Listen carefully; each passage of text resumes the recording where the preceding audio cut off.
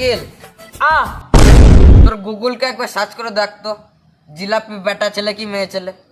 আরে এই সামান্য কথার লেগে গুগলকে সার্চ করে লাভ আছে? তা আমি জানি জিলাপি মেয়ে ছেলে। জিলাপি যে মেয়ে ছেলে তার একটা উদাহরণ দে দেখি। একটা কেন, তোমাকে আমি তিনটে উদাহরণ দিছি, তুমি শোনো তাহলে। ঠিক আছে বল তাহলে।